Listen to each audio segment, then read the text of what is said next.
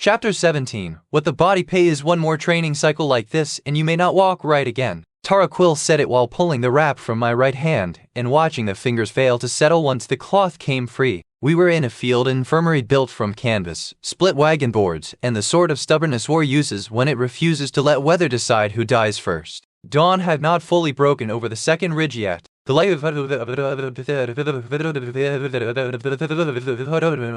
my hand shook, not violently. Worse than that. Fine tremor from palm to knuckles, the kind easy to hide if no one is looking for it and impossible to deny if someone is. Tara was looking for it. Nina Mercer stood on the other side of the rough table with a basin and a clean cloth already in hand. Her eyes moved from my fingers to my face to the way my shoulders were carrying too much of the body's false composure. "You've got jaw tension again," she said. "I am speaking clearly. That was not the question." Tara set 2 fingers against the inside of my wrist, counted pulse, then lifted my hand and let it go. The hand fell. It did not recover the same way a rested hand would have. She watched that too. "One more cycle," she said again, quieter this time, "and I stop arguing about whether you're overreaching and start arguing about whether your gait will stay your own." The sentence should have frightened me cleanly. It did not. That was one of the problems. Fear no longer arrived simple where this path was concerned. It came braided with urgency, anger, recognition, and the uglier thing under all 3, the certainty that Vale Drakkar would not wait for my body to earn the pace of my understanding. Alden Crow leaned against the support post near the tent entrance with his cloak half thrown over the side. Tara still didn't trust to hold him together. He should have been resting. He should also have been less observant if the wound under his ribs were doing its job properly.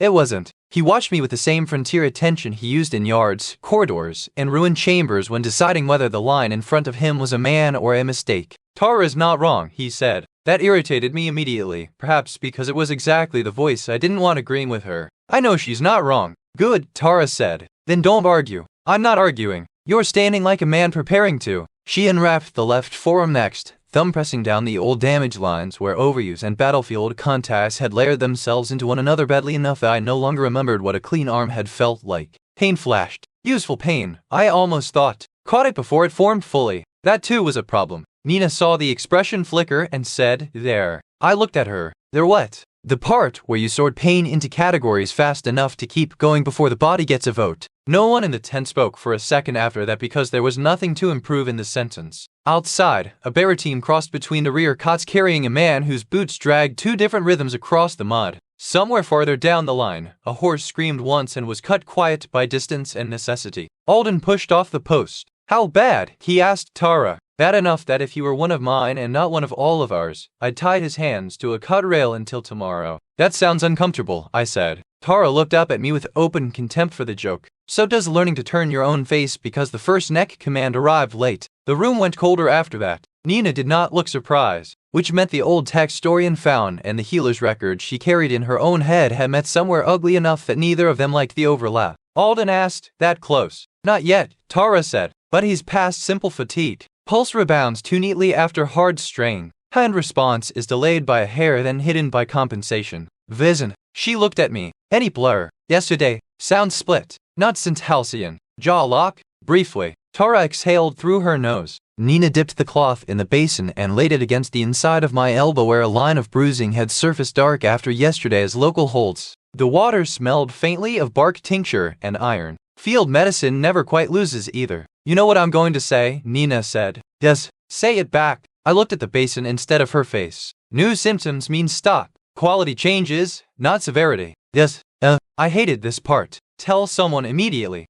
That word from her carried no comfort, only confirmation that I still understood language under threat. Alden moved closer to the table and braced one hand on the edge. "What did you feel with Vale? Not what did you think? Not what did the front call it? What did you feel?" I answered him because he had earned that much a dozen different ways. "He fixes the first meaning. That's the phrase." "Yes." "What in the body?" I closed my eyes once, not to dramatize memory, only to reduce the tent and find the exact shape. When he commits, the exchange narrows. Everything wants to become simpler. One answer, one defense, one death line. I opened my eyes again. If I stay inside the obvious action, he owns it. Alden nodded once. That was not new to him, only confirmed. And the route? I knew what he meant. Not victory, not fantasy. The route by which I had remained alive inside Vale's reach longer than men stronger, cleaner, and more obviously gifted had done on first contact. "I don't finish cleanly," I said. "Meanin', I block and keep the next line. Move and keep breath. Strike and carry something else through it. I hesitated only because the words were still becoming honest under pressure. If the act means more than one thing, he doesn't kill the whole thing in the first read. Tara tied off the fresh wrap on my forearm hard enough to make me breathe wrong once. Wonderful, she said. Then the answer to the perfected killer is that my patient must become more medically irresponsible in higher resolution. That is not what I said. It is exactly what your body heard. Alden's gaze remained on me. He's farther now, he said to Tara, not asking. Yes, too far. Yes, the agreement hit harder than either of them saying it separately. Not because I needed their approval to move. Because I had wanted, despite everything, some part of them to look at the route I saw and say it was ugly, but timely. That the scale of the front justified the cost. That veil appearing had changed the arithmetic enough that risk and readiness were now close cousins. They did not. Tara finished the wrap and shoved my hand back at me as if returning evidence. One more unsupervised push past the warning line, she said, and I stopped helping politely. What does that mean? It means if your hand locks wrong, I will break your training finger to save the rest of the hand and you can hate me with your left. Nina did not contradict her. That, more than the threat, told me how close to the edge they thought I was. I flexed the right hand slowly. The fingers obeyed, not cleanly. Enough. Then supervise it, I said. Tara stared. Alden's eyes narrowed. I went on before either could cut the line down. I'm not asking for permission to pretend nothing's happening. I'm asking for a controlled cycle before the front moves again. You both know what veil is. You know what I'm seeing. I'm not strong enough yet. The admission tasted awful and honest. If there's a way to build the next layer without ruining the body, then I need that way now, not after the western shelf is gone and the second ridge follows it. Tara folded her arms. There it is. Nina asked, do you hear yourself? Yes. Do you? That second question landed sharper. Alden said nothing for 3 beats. Then he looked at Tara and said, 1 cycle. She turned on him instantly. You are not serious. Oh, he is already over the line. Yes, and your answer to that is to hand him more line. No, Alden said. My answer is to put my eyes on the line instead of leaving him alone with it. That quieted the tent more effectively than an argument would have. Tara's anger did not disappear. It sharpened into a different sort of calculation. Nina looked between the two of them, then at me. If we do this, she said, it stops at the first quality change. Not the first one you think you can walk off. Tara pointed one stained finger at my face. You lose clarity in the eyes, speech, jaw, hearing, or hand response, and I stop at whether Crow likes it or not. Alden said, fair. I said, fine. Tara's mouth hardened. No, not fine. Understood.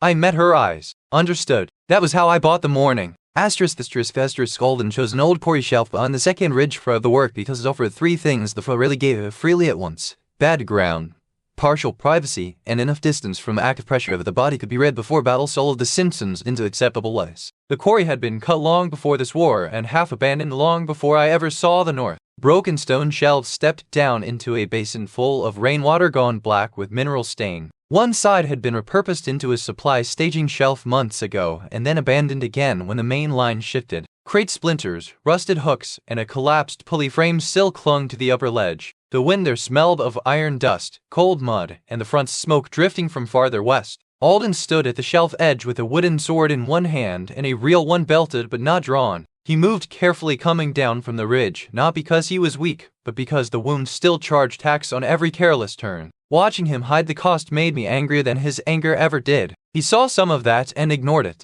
Today is not for proving spirit, he said. That sounds like your version of kindness. It's my version of keeping you from becoming interesting to healers in new ways. He pointed to the first chalk marks already drawn on the shelf floor. 3 crossing lines. 2 short lanes. 1 angled stop point near a broken quarry block. Show me the body that lived. So I did. Not the whole exchange with Vale. No one survives by replaying perfect killers in full. Only the fragment that mattered. High block off the obvious line. Slip the force instead of binding it. Keep the retreat from becoming only retreat. Steal the second half step. Carry breath low enough not to lock in panic. I moved through it once, slow. Alden washed my feet first, then my shoulders, then the right hand. I repeated it. This time he stepped in with the wooden blade and forced the first contact to be real. Not full speed, enough that if my body lied to him, the lie would leave a bruise. The strike came high. I caught it on the shield, let it spill, turned off line, and stole the after step. Alden's blade passed through where my neck had been on the original read. There, he said, not praise.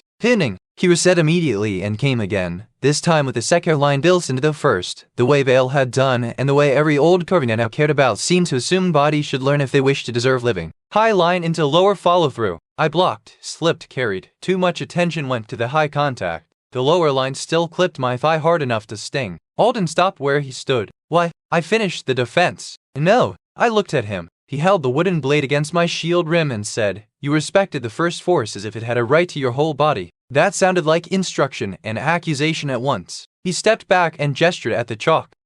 So then, high line, sliv, keep the rear foot alive. Don't let the shield become the only meaning. The second attempt went better. The lower follow-through missed. The third went worse because I overcorrected and nearly spent too much in the retreat line. Alden punished that with a flat crack across the shoulder. We went on that way for a long time, not building heroics, stripping away waste and false completion wherever he saw it. He kept returning to the same ugly principle from different angles. Don't spend the line. Your shoulders finish first when they should finish last. Too much honesty in the hands.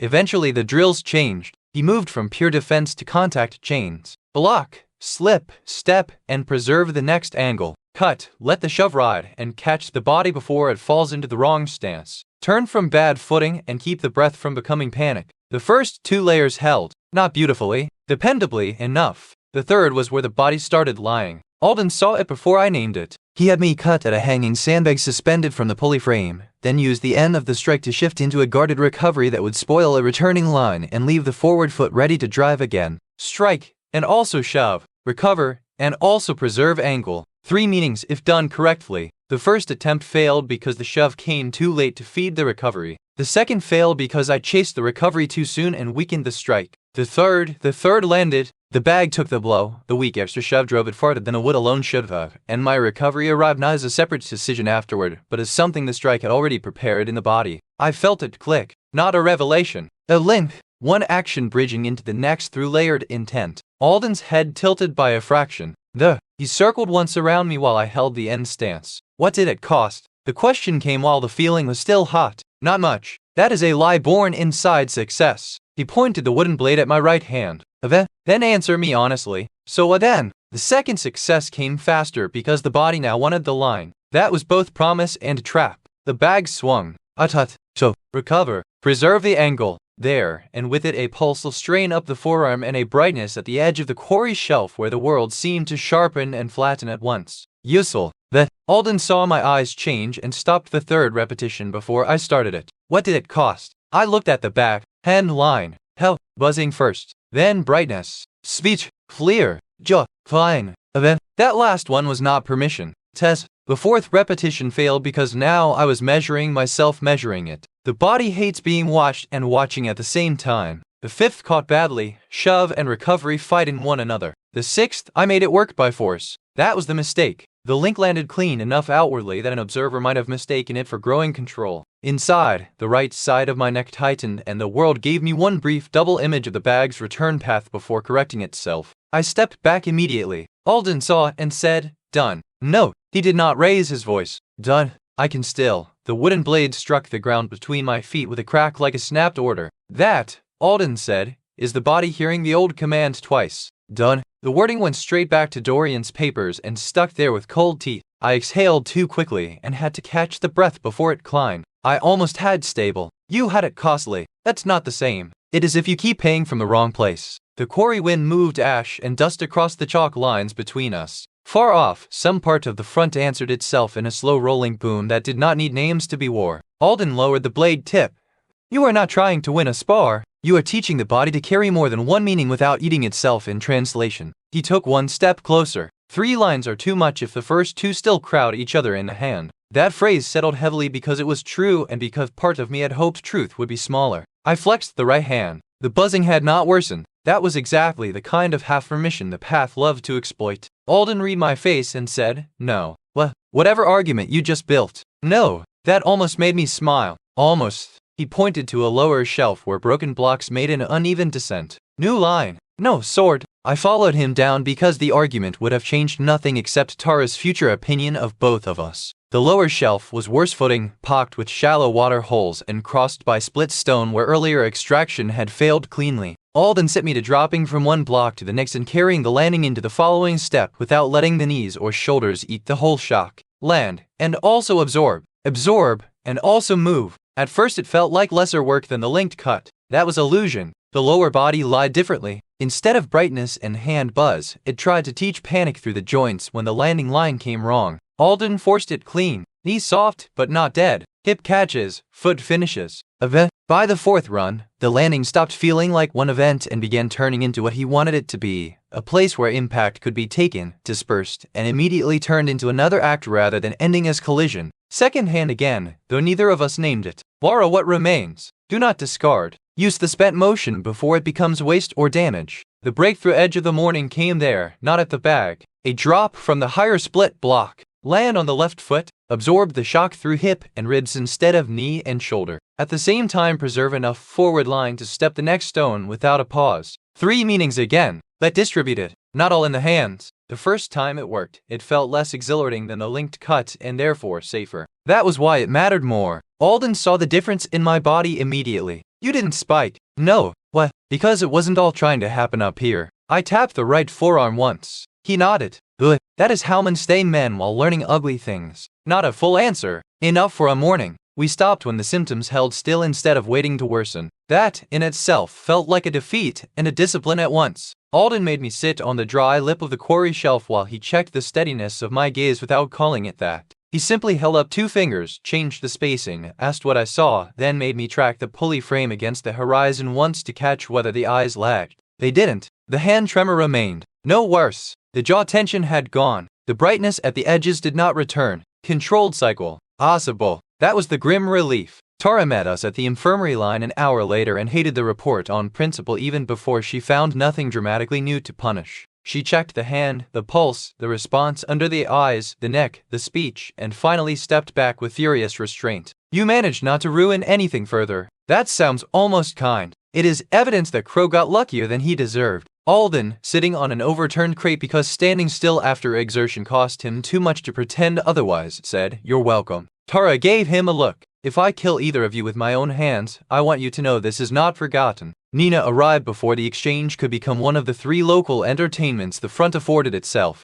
She had temple cloths tucked into her belt and a blood mark across one sleeve that had dried almost black. "How bad?" Tara answered without looking at her. "Bad enough to be worried. Wetter than expected. Which irritates me." Nina took that in, then turned to me. "What change?" "Distributed loading," I said. "Say it like you're not reporting to Dorian." I looked at the bandage on my hand and tried again. I stopped trying to make the hands solve everything. That satisfied her more than the formal phrase had. The one word, no decoration. That, coming from Nina, meant she had found something not merely survivable, but usable. Then she added, "Do not let the success make you stupid." That too sounded like Nina. Asterisk, asterisk, asterisk. The front did not care that I had learned something cleaner by noon. Pressure rose again before full dark. Not Vale himself at first. Just the lesser truth that once a general teaches a front how to lean, everything under him starts leaning with more purpose. The western middle shelf remained gone. The second ridge still held. Eastern center and lower basin took repeated testing cuts, none quite enough to call full commitment, and all of them designed to keep the kingdom from rediscovering confidence too cheaply. I spent me. I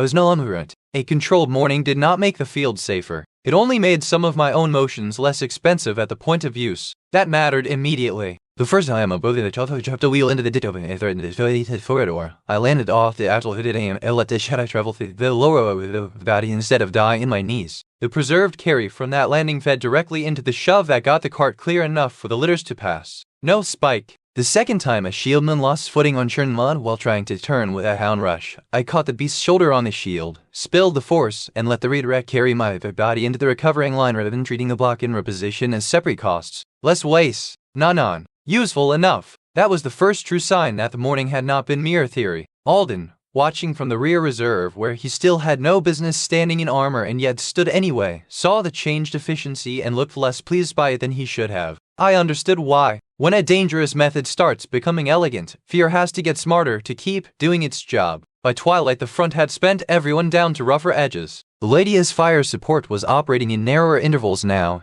each cast measured against stone, lane, and collapse risked so tightly it looked almost restrained if you didn't understand how much violence she was denying herself every minute. Brent had gone from grand anchor to ugly movable brace, spending iron bastion in shorter harder bursts because a full god wall no longer fit the front's broken geometry. Mila's spirit weave had thinned into persistent field sense and brief hard barrier knots where men otherwise would have mistaken open space for living route. Owen returned twice to the eastern edge and each time looked more like speed given teeth and less like a court demonstration of precision. And me, I kept finding the gaps where Axe died stupidly and forcing them to leave one more line behind. Step and breathe. Block and open. Len and carry. Shove and preserve route. Sometimes I felt the old exhilaration start to rise and cut it off with discipline or fear before it climbed high enough to lie beautifully. Sometimes I failed and only noticed because the hand tremor worsened after. That was the truth, too. Real progress does not remove danger. It makes danger more subtle and therefore crueler. Nearful dark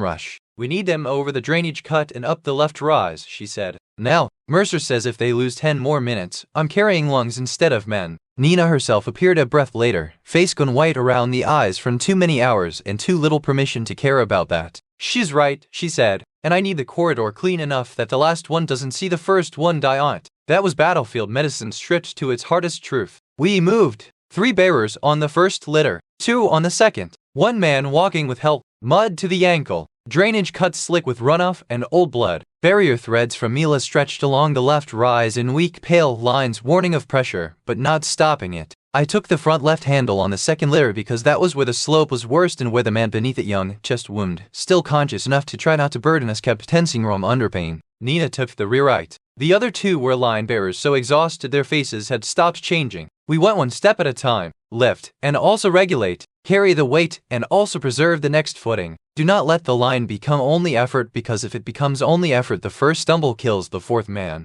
At the drainage cut the front left bearer on the first litter slipped badly and would have dumped the whole body into the muck. The others had compensated too late. Without thinking, I heard myself shout, shorten and breathe. All 4 bearers on instinct or desperation obeyed. The litter stayed level. Nina's head snapped toward me, not because of the order, because of what rode with it. I felt it too. For one instant, while stepping the drainage cut with her at the rear corner and my own breath held low and steady enough to carry, the preserved line and my body brushed against the rhythm of theirs. Not a mark, not a push, something thinner, as if the structure I was using to keep my own action from spending itself had spread by a hair through shared movement, timing, touch, and purpose. The front left bearer steadied faster than his footing deserved. The rear pair corrected together instead of one after the other. Nina just did not late, not early, but exactly in the same breath I did. The litter crossed clean. It could have been chance. It did not feel like chance. Nina felt the difference too. I knew because once we set the litter down under the triage awning, she looked at me as if I had said something aloud without opening my mouth. What was that? The question came quiet and sharp. I looked back toward the drainage cut where the next litter team was forming in too much haste. I don't know. That was the truthful answer. Only as I said it, some colder part of me had already found the shake. If breath could preserve my own line, if carry could keep my own action from dying stupidly at the point of contact, if the body under the right structure could hold more than one meaning, then perhaps, just perhaps, the line did not have to end at my skin. The thought did not arrive triumphant. It arrived like a cliff edge felt in fog. Thin ally support. Not a skill yet. Not a technique I could name without lying. Only the briefest sense that the same discipline making my own actions denser might, spread thin enough, touch the actions nearest mine and make them fractionally less wasteful. The possibility frightened me more than the linked cut ever had. Because if it were real, then the path was open and not upward into a stronger self, but outward into something that would demand even more the body had already started paying. Nina wiped blood from one hand onto a ruined cloth and kept looking at me. You felt it too. That was not a question. Yes. Neither of us said more because the next wounded arrived and the front does not permit intellectual awe where a man's lungs are filling. Still, the possibility stayed. I carried it through the rest of the night like hidden fire, not enough to use. Enough that when I looked at the line, at Mila's barrier threads, at Lydia's narrowed casting intervals, at the way Harrowvale's voice preserved movement and then long after their discipline had become raw instinct, I no longer saw only separate acts colliding. I saw the spaces between them. Dangerous, not yet mine, but there. And as the north kept burning beyond the ridge, how the woman kept coming up through the dark, I understood how it left very point of Venera. All of Nina and Doria had sounded so much like the same truth told from the different rooms. Because the path ahead did not only risk breaking me, It risked teaching me how much more of myself the battlefield might be able to use. Chapter 18. What the stone teaches. The final ruin did not speak about relics. It told us where to put the foot, when to breathe, how not to spend a cut too early, and why one action should never be allowed to die alone if the next one still needed it. That was the first truth of the lower chamber. The second was that no one in Aldervane had remembered how to read it properly for a very long time. I reached the eastern ruin 2 days after the second ridge held against Vale Drakkar badly enough to continue calling itself a lie. General Corrin had not released me willingly. He had released me the way men release a blade they do not want to lose but cannot use everywhere at once. Pike sent the request under black relevance, he said, standing over the war table while the northern front still smoked under new marker shifts. If this site matters to what came to Halder and matters to what is moving under the name it was, I want answers faster than doctrine. He had looked at me for one hard second after saying it. You return if the field tears open without you? That was not trust. It was a temporary theft of a body from one urgent system to another. Lydia came under the same order, though Corrin made it sound less like release and more like appropriation. If the stone still answers magical structure, I need Marrow's eyes on it. Mila Hart came because Dorian had written her into the request with unusually blunt language. Barrier perception relevance non-optional. That phrasing alone told me how badly he wanted no one from the temple or the cleaner parts of the court to intercept the expedition on the road south. Alden did not come. He remained on the front because bodies can only be stolen from a wound so many times before the wound notices. When I left the second ridge, he stood near the signal frame under a sky too pale for comfort and said, "Bring back something that changes the next answer." That was all. Tara, who had heard the reassignment and hated everything about it on principle, checked my hands twice before letting me ride. Nina said very little, which in her meant the concern had moved past speech and into inventory. Quality changes, she reminded me while tightening the wrap on the right wrist. Not severity. I don't care if you feel useful. If the line changes in the wrong way, you stop. Then she looked at Lydia, and if he lies to himself in front of Old Stone, you stop him before I have to. Lydia's expression at that had been cool enough to pass for disinterest if you didn't know her. I prefer accurate instruments. Nina replied, so do I. No one improved the conversation after that. We reached Calder under cold rain and the kind of strained readiness that lingers in forts once they know their deeper stones have become a target. The outer walls were more heavily watched than before. The lower access lines had doubled sentries. The eastern woods beyond the fort had been quietly thinned along 3 approach routes without anyone naming the work a purge or a panic, because frontiers survive longer when they avoid words that tempt the wrong kind of attention. Captain Soren met us in the inner yard with 3 engineers, a mud-stained slate, and no patience for ceremony. We opened the lower slab this morning, he said. Dorian, who had just swung off the wagon and still had half the road on his coat, went still. How far? Enough to see stairs. Not enough to call it safe. Which means you called it open to make me walk faster. Soren's mouth twitched once.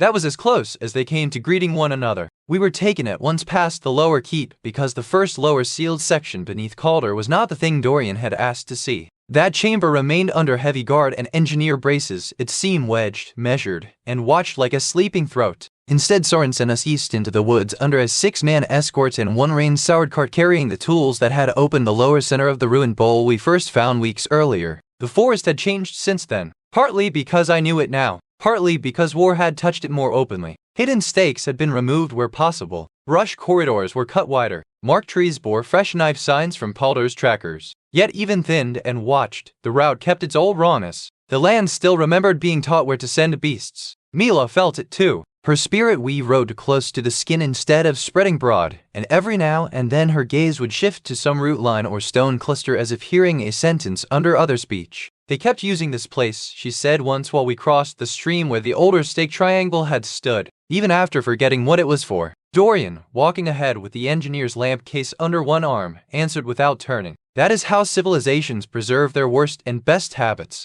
Lydia said nothing. She reserved herself for Old Stone, and the Old Stone was waiting. The bowl of land around the ruin had been cleared just enough to admit daylight into places that first discovery left under mist and concealment. The standing stones were now roped off with practical warning lines rather than pious markers. The central platform had been half-braced by timber wedges and iron supports under the engineer's supervision. 1 quadrant of the cracked ring was covered against rain with stretched canvas that made the whole place look less sacred and more surgical. That, I think, was closer to the truth. Dorian stepped into the clearing, looked once at the shored platform, and exhaled through his nose. Good, he said. The lead engineer stared. I haven't even told you what went wrong. You opened it and nothing exploded. Relative to my expectations, that is good. The man seemed unsure whether to laugh. he settled for. The inner slab dropped farther than we liked once the south seam shifted. There's a stair. The lower chamber held. We shored the lip and stopped before the third landing because the air changed and the stone started answering tools differently.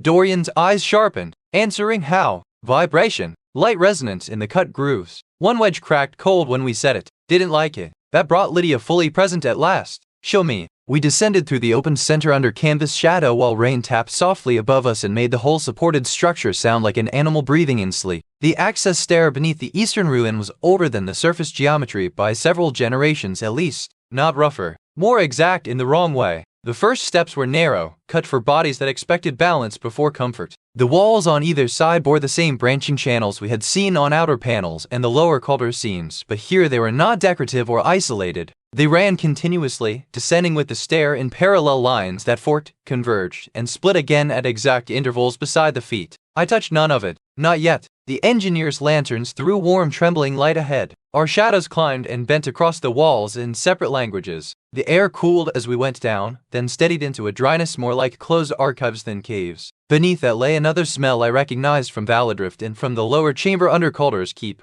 Old mineral thus disturbed after too many years of obedience. The stair opened on a landing. From there, 3 further steps descended into the lower ruined chamber. I stopped on the threshold and forgot the rain, the front, and every official room in Halcyon at once. The chamber was not an altar, not a crypt, not a treasury. It was a teaching floor. A circular room cut in dark stone with a broad central disc surrounded by 4 lower arcs and 12 wall panels in sequence around the perimeter. The central disc bore no idol, no throne socket, no relic pedestal. Instead, it was marked with foot positions, concentric movement rings, and branching channels at exactly the places a body would turn, settle, or drive. The wall panels did not depict saints or supplicants. They depicted fighters in sequence, not duels for spectacle, not ritual poses. Instruction. The final ruin spoke, and what it said was, stand here, not there. Let the breath continue. Do not let the hand finish before the ribs. Carry the strike beyond the strike. Preserve the next act under the current one or die simple. Lydia stepped past me first. Her face, usually composed enough to make composure seem insulting, had gone stripped and open in a way I had only seen once before when Valadrift's lower tablet proved the old language belonged to motion,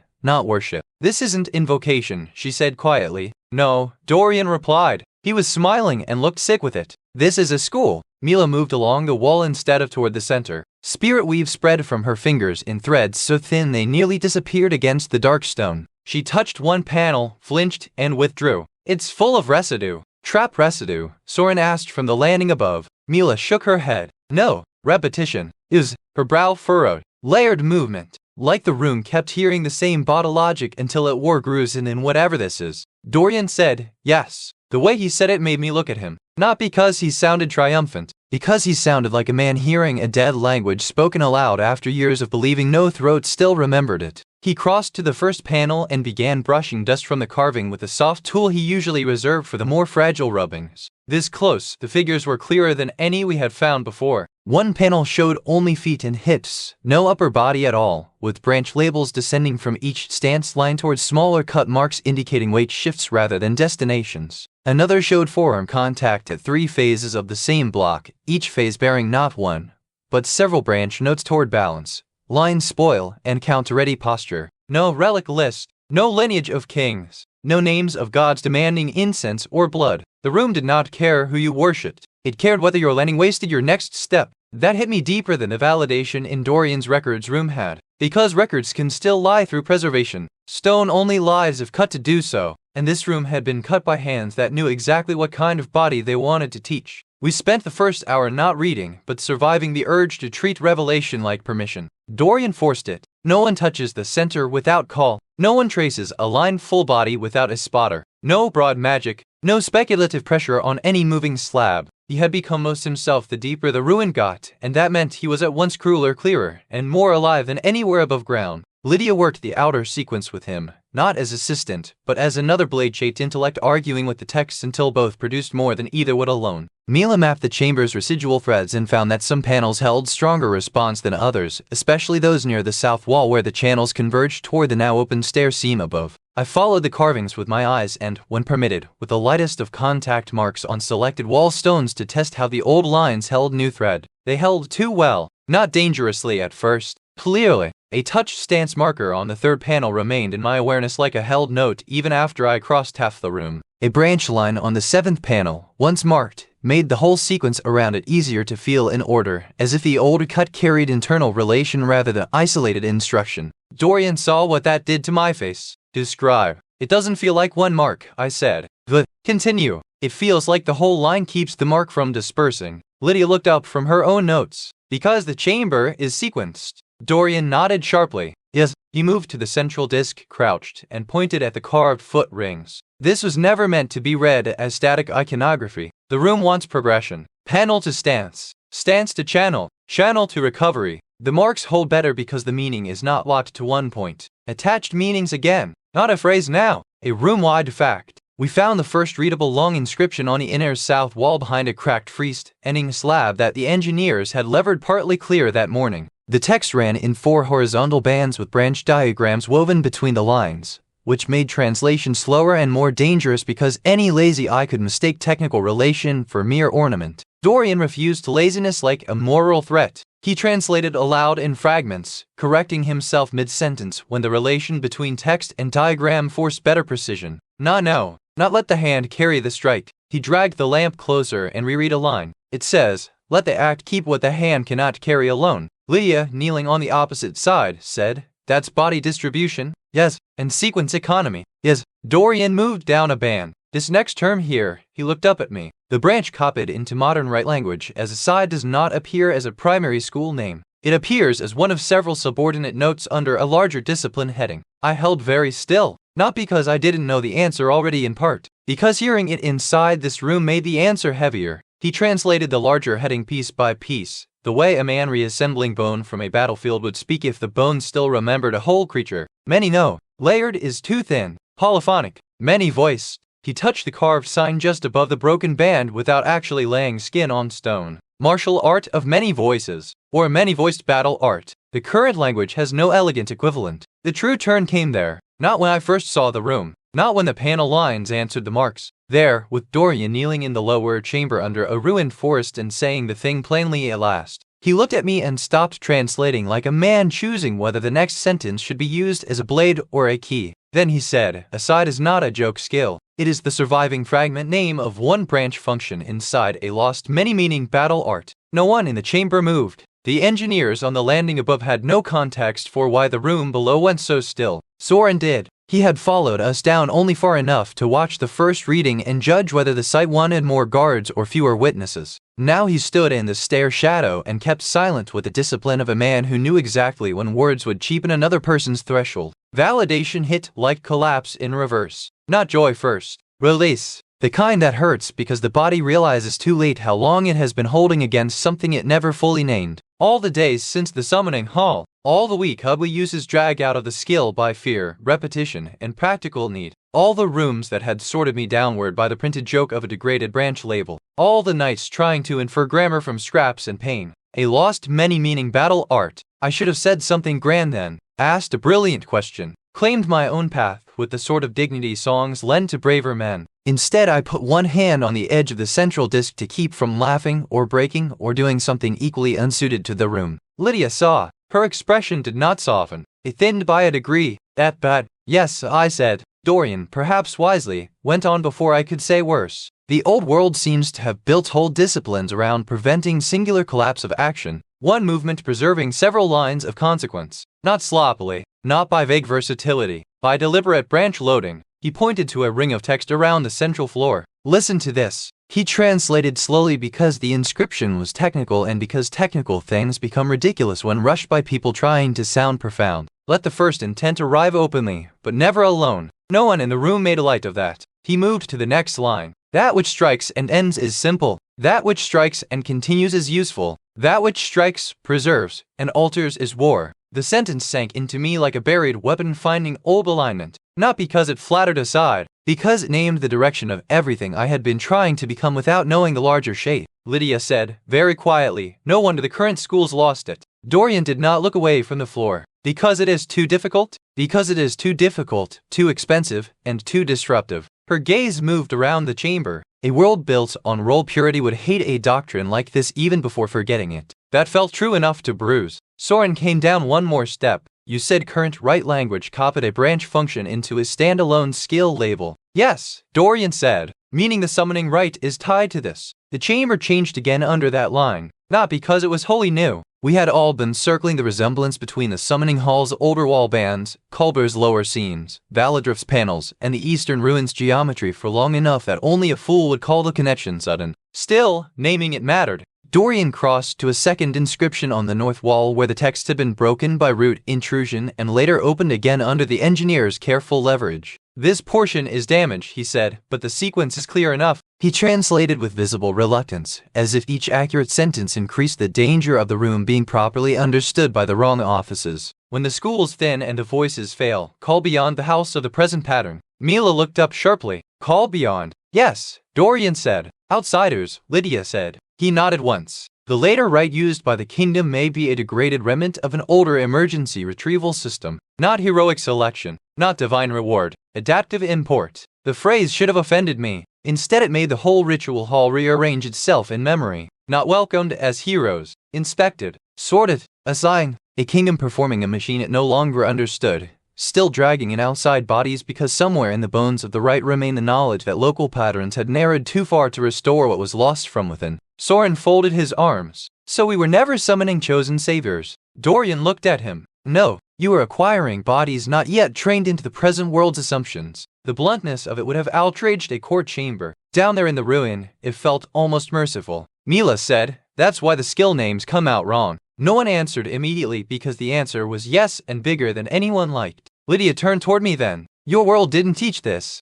No, but it also didn't teach you our world's single-role instincts. No. She absorbed that and looked back at the wall. That would make adaptation possible in strange directions. Dorian said, yes. And there it was. The summoning rite linked not as prophecy, but as theft and preservation braided together badly enough to survive centuries. The old schools failed. The rite remained. The labels degraded. The kingdom kept using the machine for war because what else do kingdoms do with old mechanisms that still bleed results? We moved deeper into the chamber sequence after that, and what the room taught became worse and more valuable with every panel. It did not promise transcendence. It did not flatter discipline with holiness. It kept insisting on cost. One panel sequence showed the same landing logic I had begun to find in the chorus shelf under Alden's supervision, impact distributed through hip, ribs following foot, not merely absorbed. Another showed the defensive line from Valadrift in clearer form, block, angle spoil, posture break, preservation of the next step. A third sequence linked strike to mark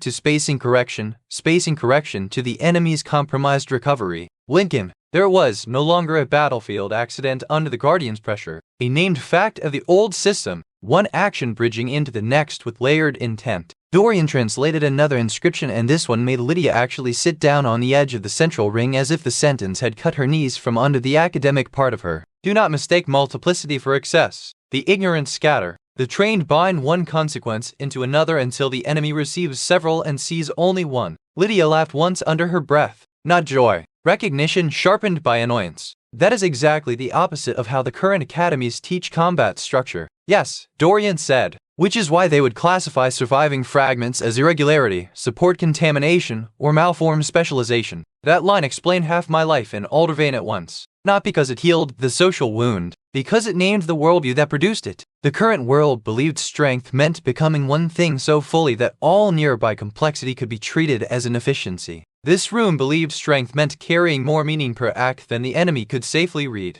No wonder the front loved Vale until he killed it. No wonder I had survived him twice only by refusing to finish cleanly where he wanted singular answers. Something in me shifted there from validation to urgency. Not because the revelation stopped mattering. It mattered more. Because once the room proved the route real, the scale of what I lacked came into focus with brutal clarity. A fragment holder with ugly instincts and partial success is not the same thing as a practitioner. I knew now what the art had once been called. I did not possess it. Not fully. Not safely. Nowhere near enough. And Vale moved through fronts like the perfected enemy answer to everything this room taught. Dorian must have read some part of that from my face because he crossed to a narrow side panel half buried beneath old floor collapse and said, "Then hear the warning too." He translated from that one with less effort and more disgust. The body is not a god of many mouths. Do not force it to hear all lines at once. Layer where it has been taught to carry, where the carrier breaks before the art does. Tara's voice in different language. Nina's warning in older stone. Alden's quarry discipline given dead school authority. The room was merciless that way. It validated and accused in the same breath. Mila, listening with spirit weave half open, said, "This place doesn't sound proud of its own students." Dorian's mouth twitched. Good instruction rarely is. We found the foreshadow for the most dangerous thing only because Lydia insisted on re-examining a damaged branch chart on the inner west wall that the engineers first dismissed as supporting notation. It wasn't. The chart began with body distribution, moved through linked branch loading, and then, in the surviving lower section, showed a strange thinning of line outward from the primary figure into three lesser silhouettes around it. Not puppeting, not command. More like branch channels extended lightly into adjacent motion without taking central possession. Mila saw it first with her weave. Liz, she stepped closer, squinting at the carved lower figures. These aren't enemies. No, Lydia said slowly. They're aligned. Dorian came over, read the chart, then went very quiet in that particular way scholars do when they meet a fact they instantly recognize as both extraordinary and inconvenient. What? I asked. He traced above the broken labels. The term is damaged, but the logic is not. He glanced at me only briefly before looking back to the wall. Late-stage extension, not self-layering alone. Thin branch carried across adjacent allied action flow. The chamber seemed to narrow around the sentence. Mila's eyes shifted to me at once. Neither of us spoke the thing we had both felt at the drainage cut on the second ridge. Nina's litter line. The brief impossible moment where my own structured carry seemed to brush theirs and make the movement cleaner than the bodies alone should have managed. Dorian must have seen something in both our faces because he said, "Sharper now, if either of you thought of that before this moment. Discard the impulse until I say otherwise." That sounds impossible, Lydia murmured. It sounds medically correct, Dorian snapped. He translated the lower warning band beneath the chart and his expression worsened line by line. Cast thin or die of thickness. He swallowed once. No, better. When the carrier grows too dense to move alone through the field, branch only the breadth of the line across sworn companions. To thicken outward is to tear the center. No one in the room like that. Because it was useful, because it was clearly powerful, and because the cost line was written right through it. Last aside, I didn't have the term then, not cleanly.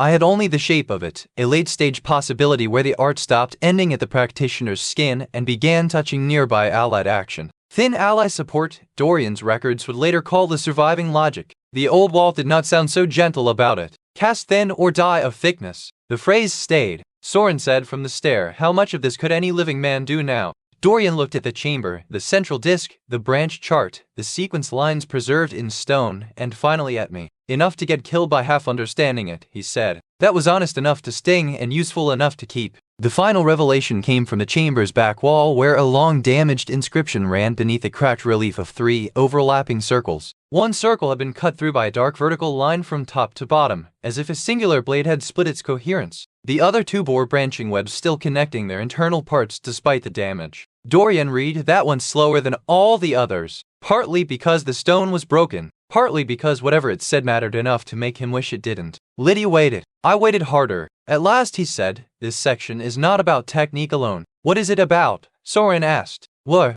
Dorian's voice had gone quiet. Specifically the Northern War at the end of the school period. That pulled every eye in the room. He translated in fragments, cleaning the sense as he went. They who came from the deep cut the line to one voice. The chamber seemed colder. He continued, against the singular hunger, the many-voiced art must not meet one for in the one for one the deep chooses the field and the ending both. Lydia said, the deep. Dorian nodded without looking up. The old term here is the same root family that survives now in corrupted form for the northern rupture. He breathed once through his nose. Abyssal. No one moved. He translated the next broken sentence. The abyss does not desire dominion first. It desires reduction. There it was. Not merely my interpretation of Vale's style. Not panic-made philosophy. Stone memory from a dead war saying the same thing in older language. Reduction. Single meaning. The eradication of plurality in action, relation, support, doctrine, perhaps entire civilizations if given enough time to grow. I felt the back of my neck go cold under the ruin air. Dorian's finger hovered above the final surviving line in the band.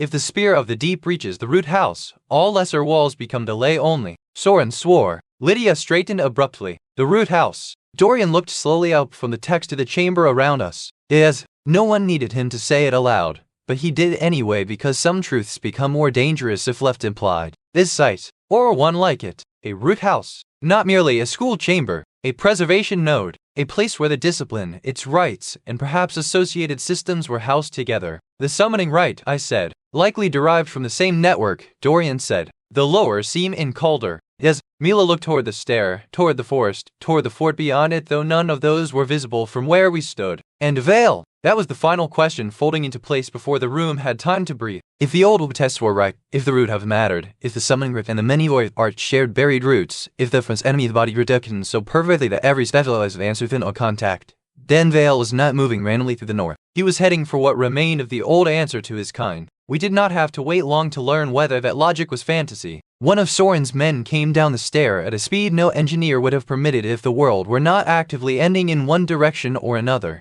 Captain. Soren turned. The man was breathing hard, helmet under one arm, signal cloth still knotted at his belt. Ridge dispatch. Black priority relay from Northern Command to Calder. Vale broke pressure off the western middle pursuit line at dawn. Soren's face hardened. Toward where? The man swallowed once. Southeast vector. The chambers seemed to lose all spare air. Soren did not blink. Say the route. Not confirmed exact, sir. But the projection cuts through the old Calder corridor and eastern woods if unopposed. No one moved for one heartbeat. Then everything moved at once. Not panic. Final condition. Lydia was already mentally walking artillery placements and retreat times. Mila's spirit weave had flared around both hands without conscious permission, threads thin and agitated as if the chamber itself had become a struck instrument. Soren was halfway up the stair before the messenger finished explaining how many relay towers confirmed the shift. Dorian looked at the wall text once more with naked hatred for how correct the dead had been. I stayed where I was, not because I froze, because the shape had finally locked. The front had not merely produced a terrifying enemy commander.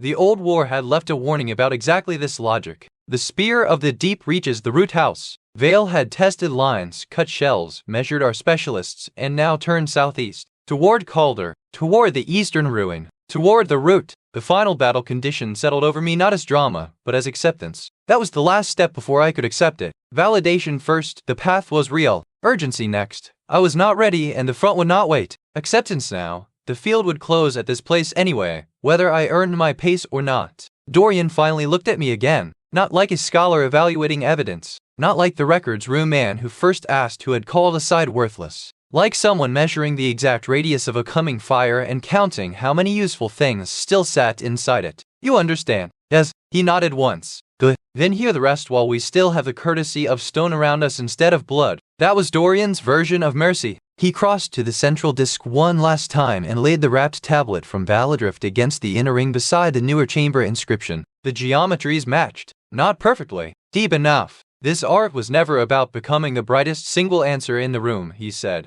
It existed because some wars are won by refusing the enemy's reduction at every scale. Personal, tactical, structural, ritual. Lydia, already at the stair, said, and now. Now, Dorian replied, the old enemy pattern appears to have found the root it meant to erase. He looked at me fully. Vale is not the abyss. He is one perfected expression of it. The deeper system remains unresolved. The line mattered because it stopped the coming battle from pretending to be the end of all questions. Vale was a spear. The deep remained deeper. No time to dwell on that. Enough to understand the world would continue hurting after him if it survived him at all. Soren called from the stair mouth. We gathered the rubbings, the tablet, the translated copies, and as much of the chamber's instruction as paper and memory could hold in one frantic sweep. The engineers covered what they could, uselessly, because no cloth and no wedge was going to hide this room from something that had already chosen its direction. As I climbed the stair out of the lower chamber, I touched the inner wall once, not to mark a route, to feel the branch channels under the fingertips one more time while the chamber still belonged to discovery instead of siege. The stone answered the touch with that held-too-well sensation it always gave now, as if the old room recognized a fragment of his own grammar moving in a living body. I withdrew the hand before the feeling could deepen. Outside, the rain had stopped. The forest air felt too thin after the chamber below. Calder's horns were already sounding in urgent sequence from the west wall. Men ran between the trees where before they had moved like surveyors. The fort had heard. Vale was moving. Toward this place. Toward the root house. Toward the broken network I had once taught the many voice art, housed the old rite, and preserved enough grammar that even now a degraded fragment called aside could still answer in the hands of someone too frightened or too stubborn to let it die as a joke. Lydia mounted without help and turned her horse toward Calder before the reins had fully settled. Mila stood beside her own mare with spirit weave trembling faintly in the air, face gone pale in the specific way fear and purpose wear the same skin for a few seconds. Soren was already sending men ahead to the fork with route orders. Dorian shoved the wrapped tablet into my hands long enough to secure his saddle straps and said, "Do not fall with that." "I'll try." That was not humor. I know. Then he took it back and mounted with all the grace of a man too angry to notice discomfort. I looked once over my shoulder toward the ruined clearing, toward the canvas over the open center and the standing stones around it, toward the forest lanes that had once guided beasts and now waited to guide something far worse. The place no longer felt like a mystery. It felt like ground, final ground, the kind wars choose long before living people understand why they keep bleeding toward it. When we would have